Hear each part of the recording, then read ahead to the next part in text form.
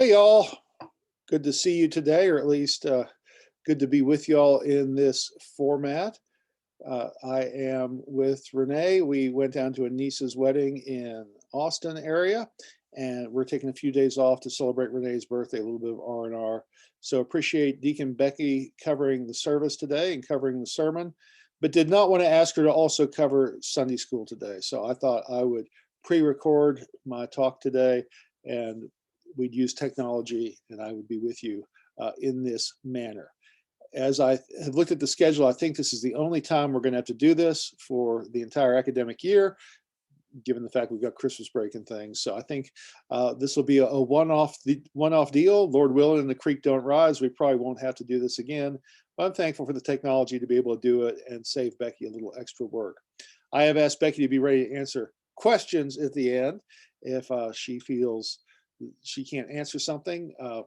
Hold the questions, record the questions and let me know, and I'll try to answer next week when I'm back. So good to be with you today. And today is a little odd for me because I'm actually doing this on September 26th. We just did the Acts of the Apostles with you all this morning in class. And so I've not yet done the 2nd century or the 3rd century, but I've done my prep all through October. And so I thought I'd go ahead and record the 17th lecture since I'm going to be gone. And since Renee's out of town today, and I can catch up on a few things here at church after church on Sunday. So it's Sunday the 26th, but we're pretending it's Sunday the 17th of October. And with that, we'll dive into the cheerful, wonderful world, tough world of Christian persecution in the first 3 centuries, basically, of the church's existence. So it's a tough subject today, but we've kind of been deferring some of that to kind of do it all in one block, as we've looked at the zeros, the 1st century, the 100s, the 2nd century, the 200s, the 3rd century. I wanted to do persecution kind of as a separate block.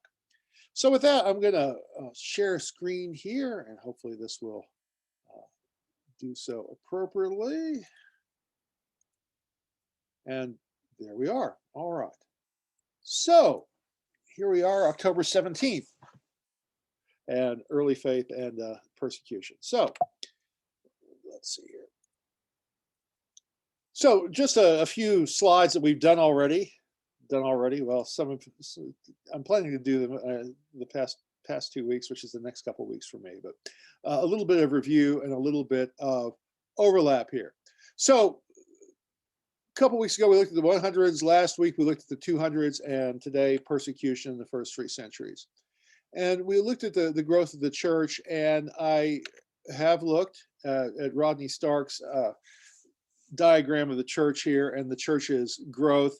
And this is a very conservative estimate. He starts with a lower number than the New Testament does, but it gives us kind of a good thumbnail of kind of the general trends. We didn't have a census every year in Christianity, but it gives us an idea of the general trends. We do know we're in the thousands early on. We do know we're in the millions later on. How we got there, his model is probably as good as anything for helping us get there. But if you notice, early on in the church's history, 1,400 Christians, 7,500 Christians, 40,000 Christians, even 200,000 Christians. There's still a small percentage of the Roman Empire population.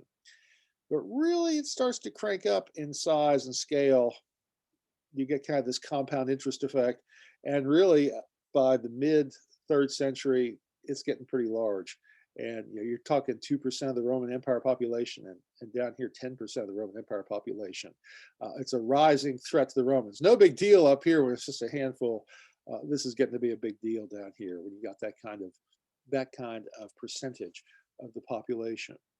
So the basic pattern follows the level of persecution actually parallels this level of the church's growth.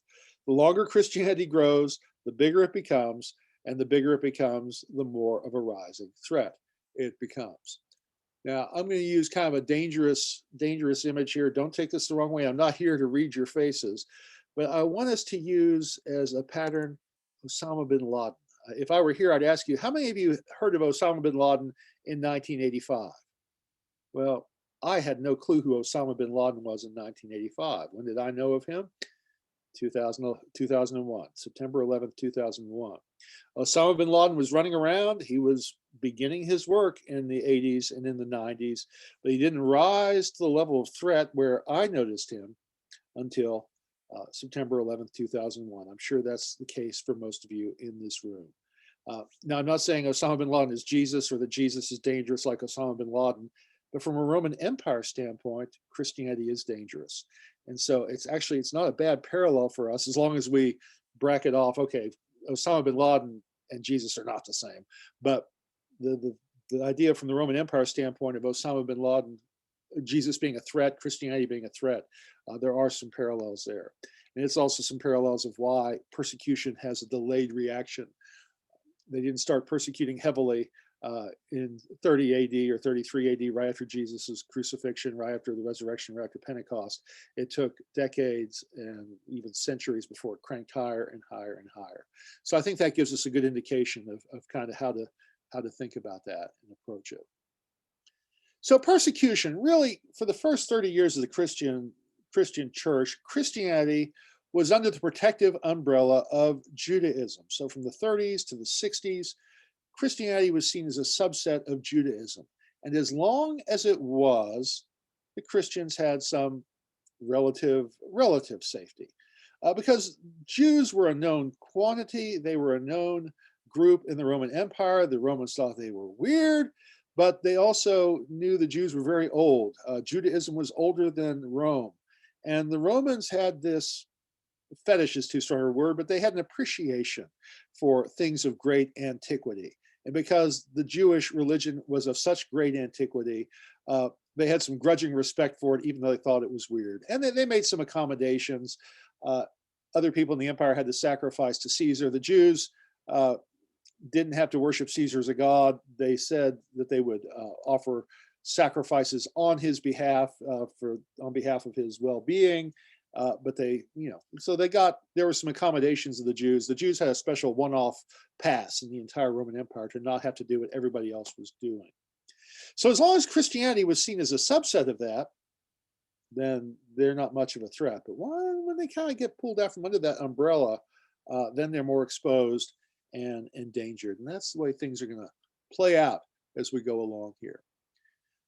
So really, during this subset of Judaism time, Paul is able to travel the Roman Empire kind of at law. He's completely free to go and do his missionary work.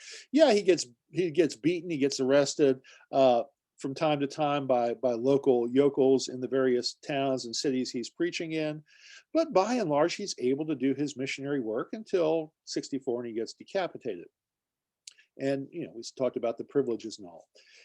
But when we get past 70 or so, things start to shift. First off, the temple's gone, so Christianity can't worship with the Jews in the temple anymore. They were doing kind of a both-and thing, Judaism and Christianity. It was at this time that the synagogues began expelling Christians from their midst. That the Jewish people said, "This is not us. Y'all are different. Get out." And when you read the Gospel of Matthew, the Gospel of John, especially those two, they're written at a time of this great anti-Christian push from Judaism. And their Gospels reflect that a little bit. They're a little bit pointed. Sadly, one of the sad dynamics of Jewish-Christian relationships is that early on, Judaism was not kind to Christianity. And later on, Christians returned the favor, unfortunately, and Christianity had even more power. And so, Middle Age is a horrible time for Christian-Jewish relations, and we were bad. We got mistreated at first, and so we returned the favor many, many times over, very sadly. But the synagogues expelled Christians. They started to add some anti-Christian prayers. Thank you, God, that I'm not one of those horrible Christians. And good Jewish men also thank God they weren't women. And thank you that I'm a man. Thank you that I'm a Jew. And thank you I'm not like these other nasty people like Christians. So Christianity at this point, early on, it was a subset of Judaism. Early on, it was a Jewish movement that only gradually added Gentiles. It took Paul going out a decade or so after Christianity was founded and saying, we really need to take this to Gentiles. And it took the Holy Spirit, I would say, too, and Peter's vision and council in Jerusalem with James. But after this destruction of the temple, after this push out of the synagogues, Christianity becomes less and less of a Jewish sect, a Jewish group that adds Gentiles, and becomes more and more primarily Gentile in its identity. It becomes much less Jewish in its identity, much more Gentile in its identity, and eventually predominantly a Gentile movement. There will still be some Christian Jews, ethnically Jews who are Christians, but more and more and more and more and more, it'll become a Gentile movement. All right, having said all that, Christianity is still small in the zeros in the first century. And so by and large, Christianity gets to fly under the radar just by being so small, like Osama bin Laden in the 80s and 90s before he attacked the Twin Towers and everybody in America knew he was public enemy number one. So Christianity is still kind of operating under the radar. Probably the biggest exception or a couple of emperors, Nero in the 60s and Domitian in the 90s. So Nero, first of all, Nero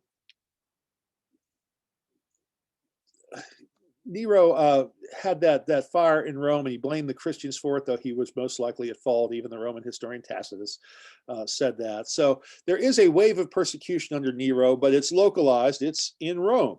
It's not throughout the empire. It's the Christians in Rome. And Christians by this time apparently have enough of a reputation that folks are looking at them a little bit askance. But so they are an easy target for Nero. Oh, let's make them the scapegoats. And there was some persecution during Nero's time, but then it kind of died back. Died, no pun intended. The other thing, these waves of early persecution, they'd be sporadic, they'd be regional, like Nero's persecution was in Rome, others would be centered elsewhere, localized. And they also had the idea, if we could just get rid of the leadership, cut the head off the snake, then the rest of the body, the snake will die. So there was that attitude and that strategy early on with the Romans. Let's arrest the bishops, let's make an example of them when we are doing persecutions, and let's attack things from the top down. We'll talk more about that as we go on here. Later on, persecution will get more vicious. It will get more widespread. It'll start going after rank and file Christians as well as leaders. And this will really crank up in the mid 200s, and then in the late 200s, early 300s, the nastiest time. But if you remember, by that time, Christianity is 2 to 10% of the population of the Roman Empire. So it's a bigger target, but there's also some safety in numbers. If you kill 1,000 Christians and there are only 1,200 Christians in the world, you've wiped out most Christians. If you kill 1,000 Christians and there are 2 million Christians in the world, well, that's a whole different set of mathematics there. So why were Christians not liked? We used this slide before. They were thought to be atheists. They did not worship the gods. They were thought to be cannibals because they ate flesh during worship. We talked about this. They were thought to be incestuous because they called themselves brother and sister and gave each other the kiss of peace, kissing brothers and sisters. Yeah. And they were engaged in worship called love feasts, which was very suspicious. So Christians were misunderstood by their Roman neighbors. And we've looked at Tacitus before here.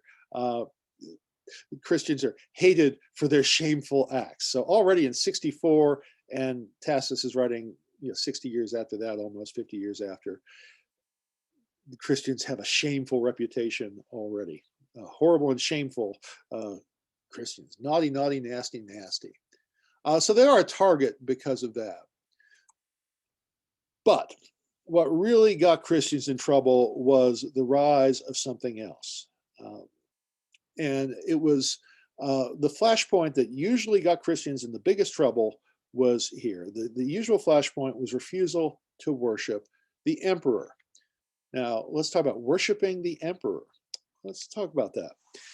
So in the Roman Empire, you had this rise of the emperor cult beginning in the 1st century. It actually was something that started in the eastern part of the Roman Empire, but eventually made its way west. The Eastern Roman folks in Turkey and further east than that even tended to be more into Eastern mysticism and all that, and so they wanted to worship the emperor as a god.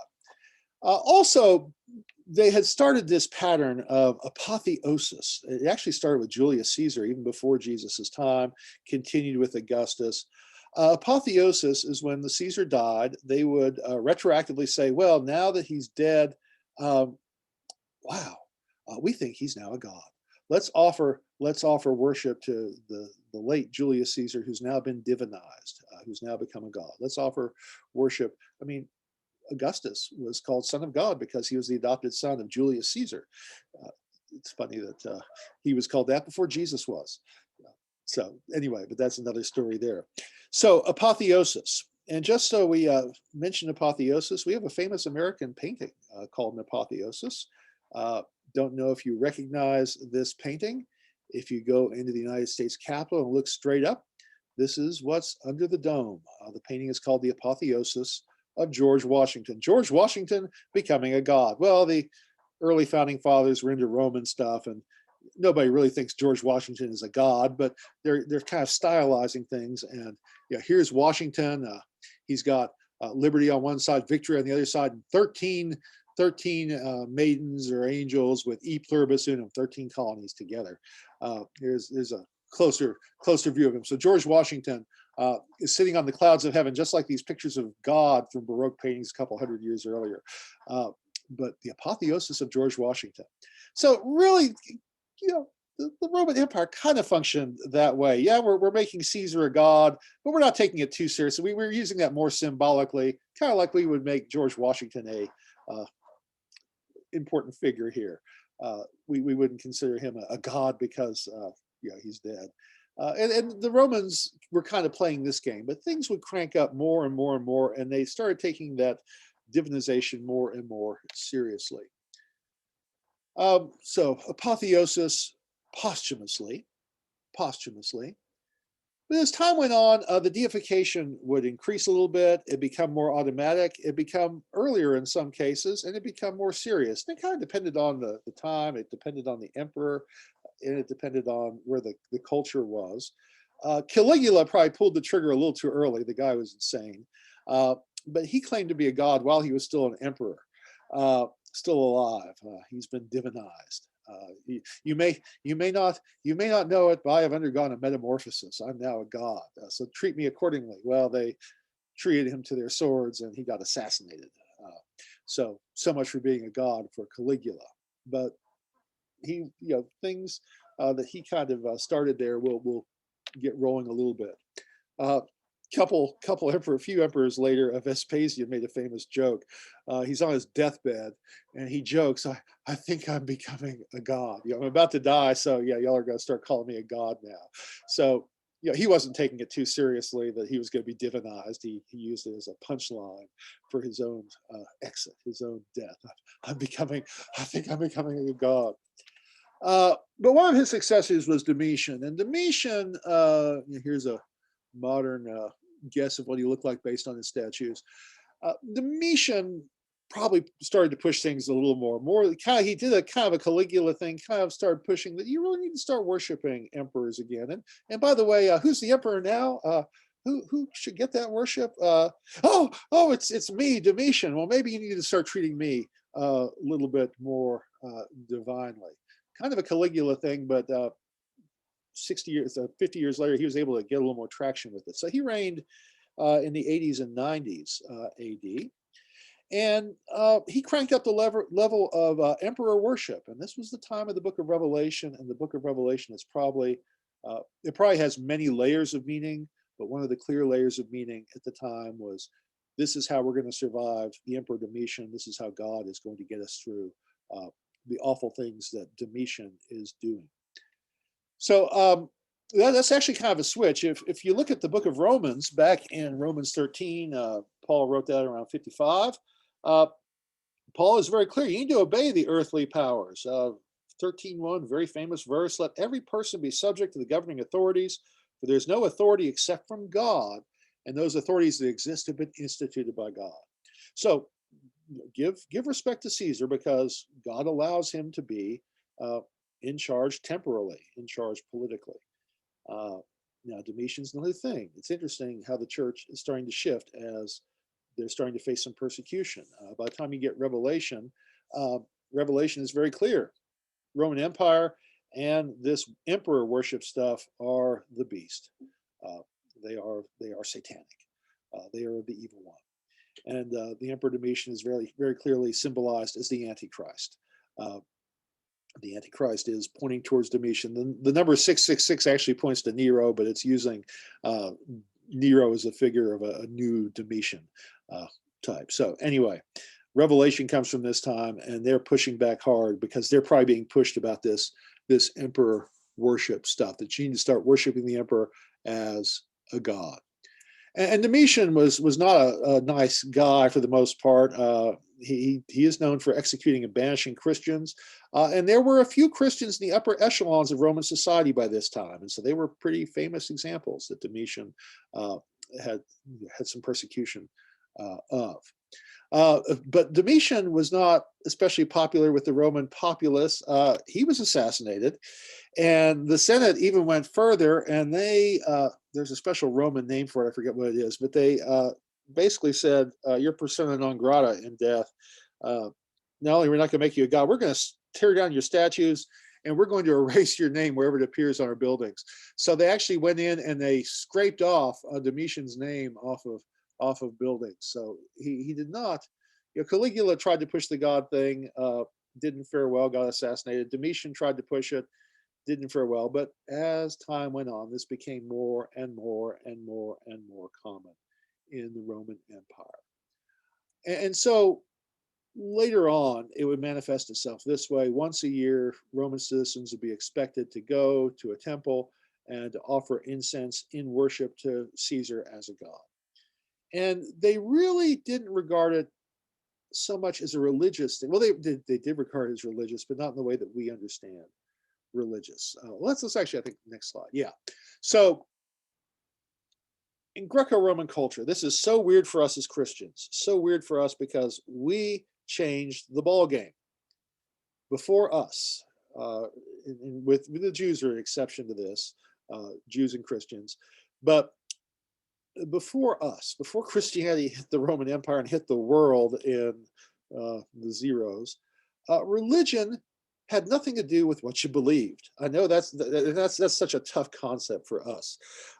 It is so ingrained in us that our faith, what we believe, what we profess, is the center and heart and core of religion. That was invented by us. Back in the day, Roman Empire, religion was something you did. Didn't matter what you believed, you should just do it. And if everybody else in your culture is doing it, maybe you should do it just to go along and get along. And so emperor worship was not so much about what you believed about faith. I mean, my goodness, a lot of the Greek philosophers didn't believe in the Greek gods, but they worshiped them. They would go and participate in temple worship for these gods.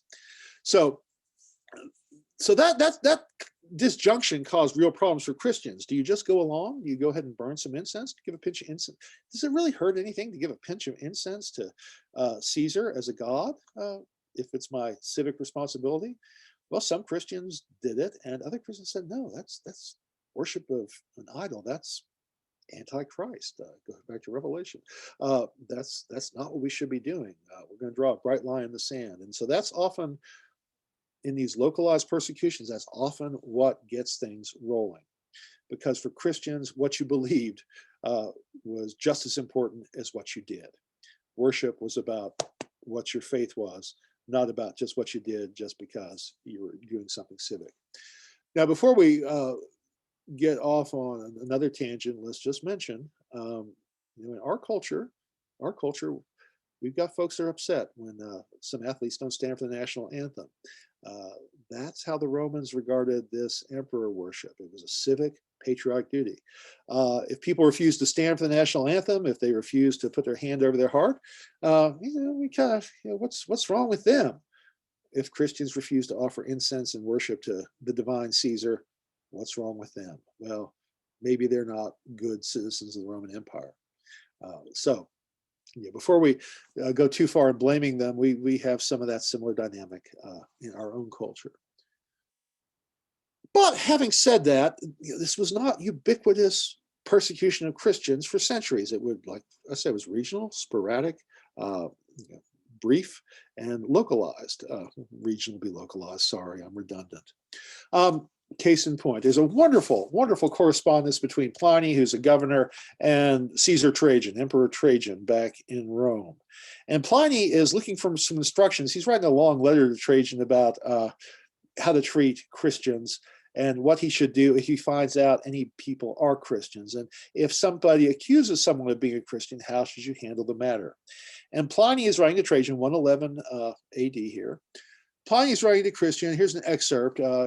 He said, if they're accused of being a Christian, but if they will invoke our Roman gods, in words dictated by me, the governor, and if they'll offer prayer with incense and wine to your image, Caesar, they'll offer a little bit of prayer with incense to you as divine emperor, as a god, which I had ordered to be brought for this purpose with statues of God. So I bring your statue, I bring the God statue.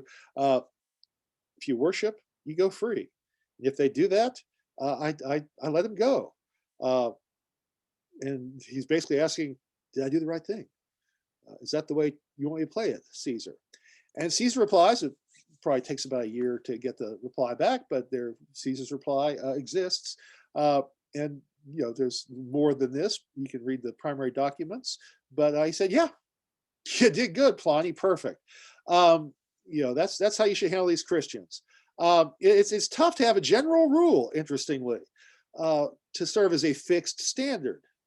That's interesting. It's kind of a case-by-case thing. And don't go looking for Christians. Don't seek them out. But if they're denounced, and if they're proved guilty, and if they refuse to worship the gods or worship Caesar as the divine God, then what can we do? We got to punish them. You're exactly right to punish them at that point.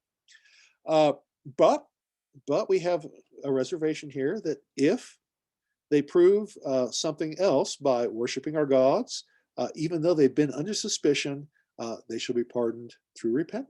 So a Christian can turn around. A Christian can repent by offering worship to the Roman gods or to Caesar. So that's the way things are played for quite a while. We're not going to go looking for it. If it raises its head, occasionally there'll be a region, the city might start a purge of Christians or something. But by and large, we're not going to look for it. But if it raises its head, if it's in your face, you got to deal with it. So that's where persecution is. Having said that, I wanted to mention just to kind of zoom in on kind of three martyrs here, Ignatius of Antioch and Polycarp, and then Perpetua and her companions, to tell their stories real quick, and then we'll get to a little bit later persecution here. So Ignatius was from Antioch in Syria, the big city. We've talked about Antioch being one of the biggest cities of the Roman Empire. It's where Christians were first called Christians, where Paul launched on his missionary trips from, his home base. And Ignatius was martyred on October 17th, today, year 108. That's his date of martyrdom. This would also, if it wasn't a Sunday, be his feast day, October 17th. It gets bumped because we don't celebrate minor saints on Sundays. But Ignatius of Antioch, martyred this day. And as you can tell by the picture, he's torn apart by wild beasts in Rome. Well, if he's the Bishop of Antioch, how does that happen? Well, these are, remember, the five biggest cities in the Roman Empire, and we've got Antioch over here and Rome over here. It's early on, and the Romans, trying to cut off the head of the organization, make a terrible miscalculation. Some Roman governor in Antioch says, this Christianity stuff is bad. Let's execute Ignatius, the Bishop of Antioch. But let's, if we just execute him here in Antioch, only the Antioch folks will know about it. Let's send him to Rome to be executed. That way the Romans can also benefit, and Roman Christians can also be discouraged from Ignatius's fate, being executed. We'll show them our power. And so they put him on a boat for Rome, and they stopped in various ports along the way. I mean, it's a it's a trip from Antioch to Rome, and they didn't sail across the Mediterranean, didn't have navigation. They would go along the coast, port to port to port to port to port. And ironically, it turned into the Ignatius Victory Tour. Ignatius took this victory lap, and they let him off the boat, talk to Christians, and have audiences at each of these ports with the idea that that would be discouraging and demoralizing to Christians. Instead, Ignatius buoyed them up, gave them a pep talk, and I'm going to my death, and this is a great thing, and don't be sad for me, and you need to be faithful, and you need to, and it just horribly backfired. Ignatius did more on his death victory tour. He did marvelous things for the Christian movement. So it really backfired for the Romans. Eventually, they did get him to Rome. They did get him torn up by beasts, and he was killed in the Colosseum. But on the way, he made a lot of good points for Christianity by encouraging Christians in every port where they'd let him talk. A few decades later, so that was 108. Polycarp died in 155. I mentioned Polycarp a couple weeks ago. Polycarp is he was a mentor of Irenaeus. We've encountered Irenaeus earlier, Bishop of Lyon, and Polycarp was the last link, they thought, to the apostles. He was a disciple of the Apostle John, and so Irenaeus makes a big deal about that. I sat at the feet of the old Polycarp, and when Polycarp was young, he sat at the feet of the disciple John. So I'm the grand student. Polycarp was John's student. I was Polycarp's student. So Polycarp was martyred at age 86, bishop, a venerable bishop of Smyrna, I think, in Asia Minor. And Polycarp, he had style. I think I shared this before, or I may have, I don't know if I shared it before because I haven't done the class yet with you. But Polycarp was on trial, and they had this big arena, and the governor said, renounce the atheists. In other words, renounce your fellow Christians. Say away with the atheists. And Polycarp said, okay. And he pointed to all the people in the stands and said, away with the atheists. Y'all are the atheists. We're not the atheists. It's not the Christians. It's y'all. Away with you. So a lot of style there. And they said, okay, well, just denounce Christ, and we'll let you live. And he said, I've served him for 86 years. I'm not going to denounce him now. There's nothing you can do to make me denounce him. And so they burn him at the stake. But those witnessing the fire, they take it as something miraculous. They describe the fire as not coming directly up and turning Polycarp into a blackened charcoal briquette, to be kind of gross. Instead, they said the fire was kept away, and it almost looked like a sail. And the fire killed Polycarp, but it didn't burn him up. It kind of roasted him, and it made him look golden. They said like a loaf of bread. I always think of a Thanksgiving turkey, kind of that look. But they took this as a huge sign that Polycarp was so precious that even in death, he wasn't burned up, but he looked like this golden statue, this golden offering to God in his martyrdom and in his death. Okay, we might not take that as very impressive, but they were very impressed by the flames acting weird and not burning him up into a charcoal briquette, but roasting him into a golden version of himself. So Polycarp had a lot of style there. Another martyr with a lot of style. These two guys were bishops. One of my favorite non-bishops is the great Saint Perpetua. Perpetua was in Carthage, North African Roman noblewoman. She got arrested with a bunch of slaves who were also Christians, and they said, "Oh, you shouldn't be with these kind of low class people," and renounce Jesus, and she refused to.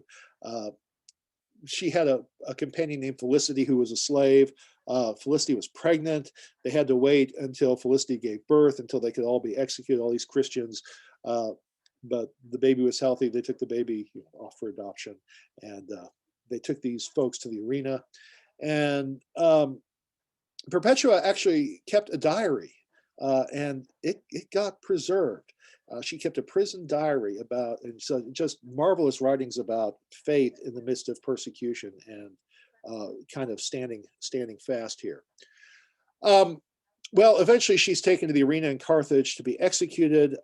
They stab her and they stab everyone else, but she draws a rookie swordsman, a rookie executioner, rookie soldier, and he kind of misses. He kind of hits her, it cuts her, but it's not a mortal wound yet. And so she says very boldly, you need to stab me in the throat. And like the painting, this is what she does. And this is described by a guy that edits her diary and prints it up a year later. So a year after her death, she holds the sword to her own throat and says, yeah, push.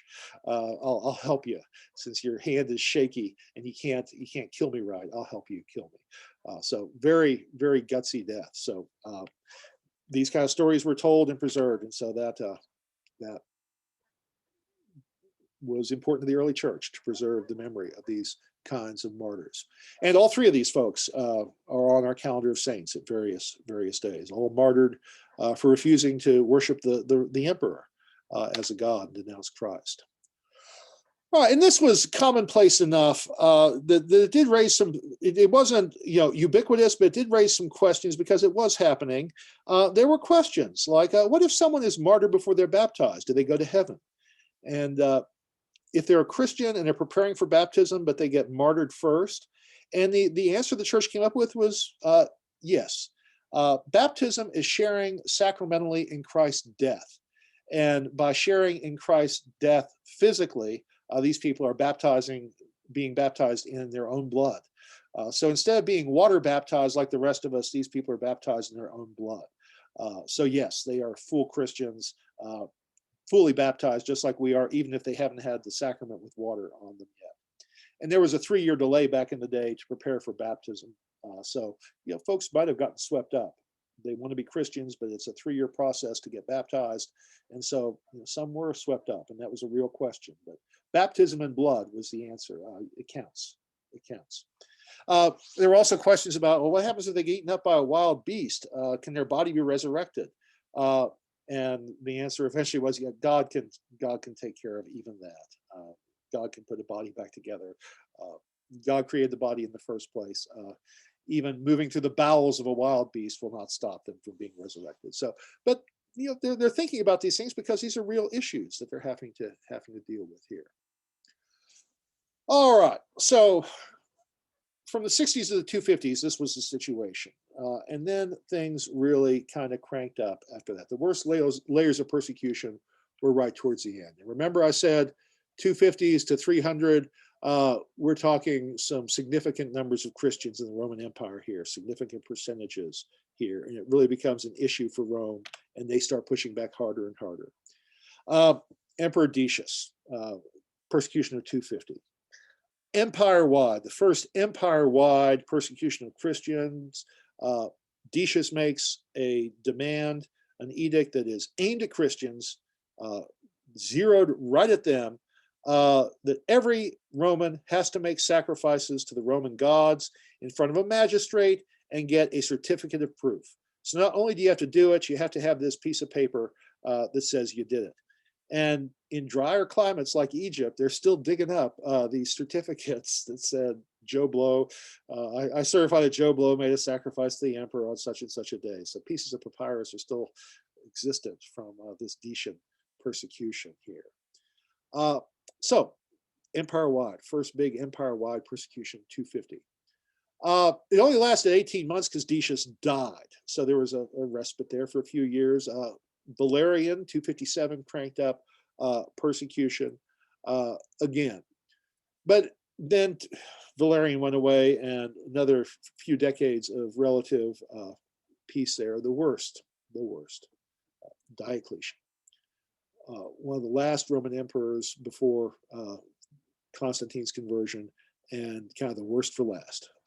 This was tough, and it was extended. It was an 8-year period of persecution.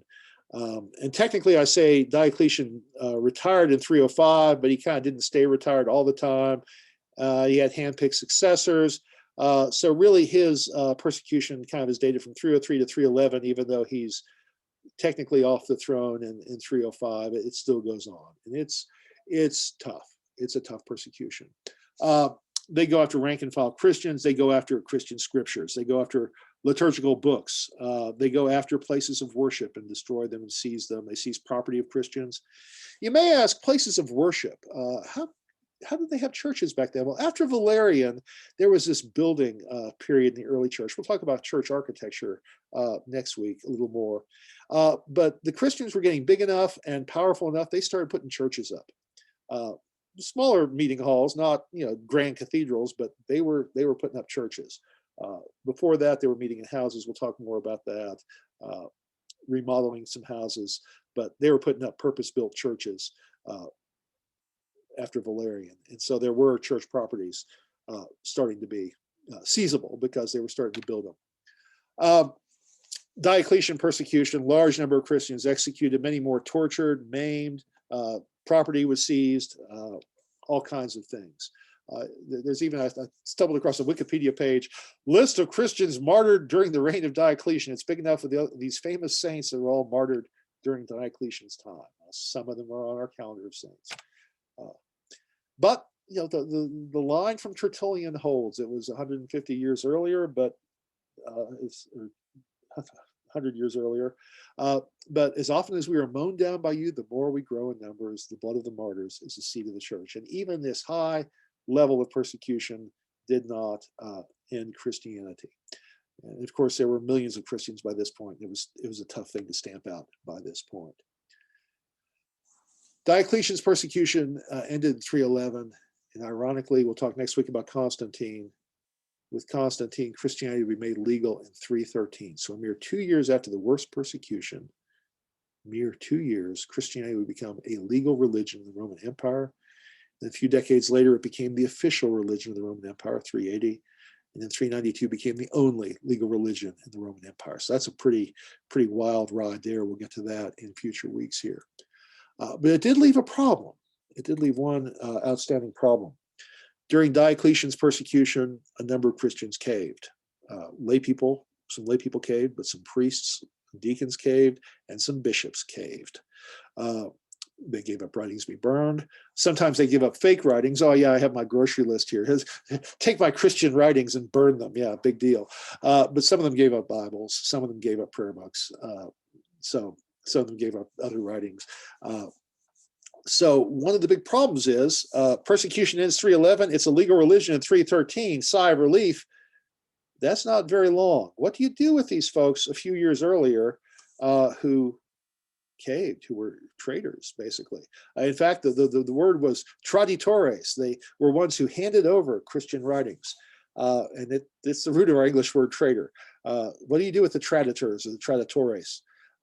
That's going to be a question we'll talk about next time with Constantine. Because a lot of people went to their deaths, and these people were weak and wimped out. So what do you do with them as the church continues on? But we'll save that question for later. For now, after 313, Christianity, no more persecution from the Roman government for the most part.